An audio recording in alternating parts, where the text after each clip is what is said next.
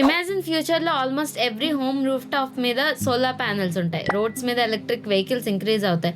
And సమ్మర్లో AC usage and electricity demand మ్యాసివ్గా పెరుగుతుంది. కాబట్టి రాబోయే 10 yearsలో ఇండియాలో ఎలక్ట్రిసిటీ డిమాండ్ బాగా పెరిగే ఛాన్స్ ఉంది.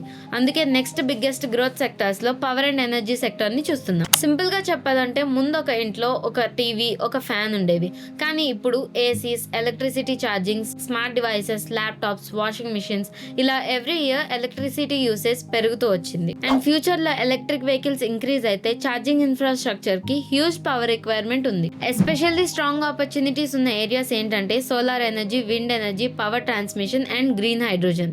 ఆల్రెడీ మార్కెట్ ఫోకస్ ఉన్న కంపెనీస్ లో Tata power, Adani green energy, Suzlon energy, NTPC లాంటి నేమ్స్ గట్టిగా వినిపిస్తున్నాయి. ఇప్పుడు రైట్ కంపెనీస్ స్టడీ చేసి చూస్ చేసుకుంటే ఫ్యూచర్ లో పవర్ సెక్టర్ హ్యూజ్ ఆపర్చునిటీని క్రియేట్ చేయొచ్చు.